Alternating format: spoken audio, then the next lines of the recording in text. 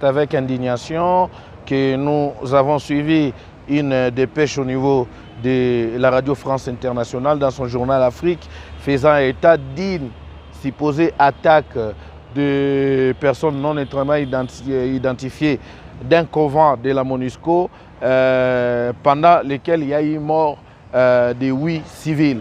Cette dépêche ne donnait pas tous les éléments qui ont précédé, en tout cas, ce qui s'est passé à Kanyaruchinya avant-hier. Il vous souviendrez qu'il y a eu un convoi suspect de la MONUSCO qui a été intercepté par les populations de cette place de Kanyaruchinya. D'ailleurs, on parle aussi de certains déplacés qui faisaient aussi partie de ces gens-là, qui avaient intercepté ce convoi de la MONUSCO, qui était jugé suspect et qui exigeait à ce que l'on puisse montrer le contenu de ce convoi.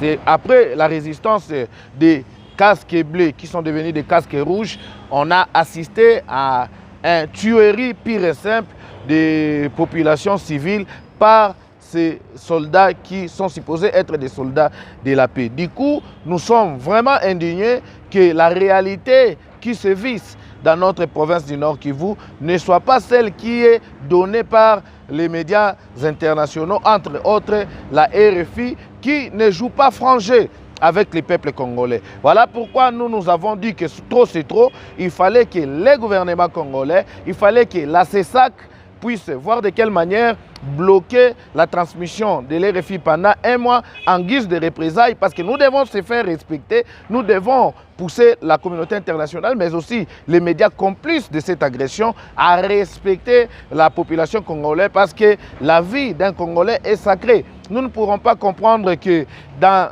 un principe international, du droit international qui parle de la proportionnalité, que les agents qui sont commis à la protection et au respect de ces droits internationaux ne puissent pas faire allusion à ces principes de la proportionnalité en attaquant les civils qui ne sont pas armés, mais avec des moyens militaires qui ne sont pas équitables. Voilà pourquoi nous nous sommes dit qu'il fallait dénoncer cette situation, parce qu'aujourd'hui la guerre elle est aussi médiatique.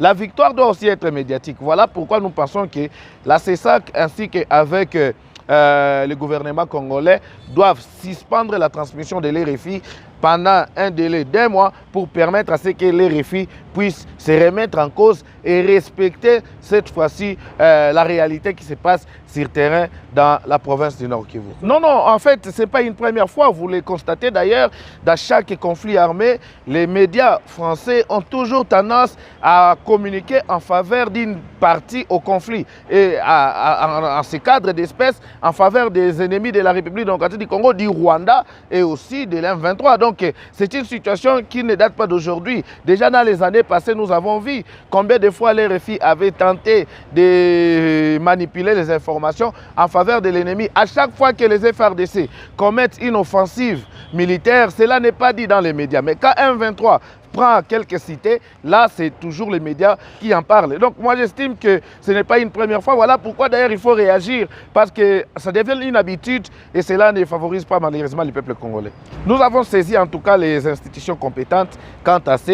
Nous avons continué à faire des plaidoyeries au travers de différents médias, que ce soit en ligne que traditionnels, pour voir de quelle manière nous pourrons mobiliser autant de voix en cette faveur pour que nous puissions tant soit peu régler cette problématique. Parce que le mal est profond et nous les Congolais aujourd'hui, nous sommes peut-être obligés de quitter la dimension de la distraction pour attaquer le mal à la racine. Et je pense que ça commence par les réalités médiatiques. Voilà pourquoi j'estime que c'est nécessaire de faire des plaidoyeries et de voir de quelle manière l'on peut tant soit peu résoudre ces cas.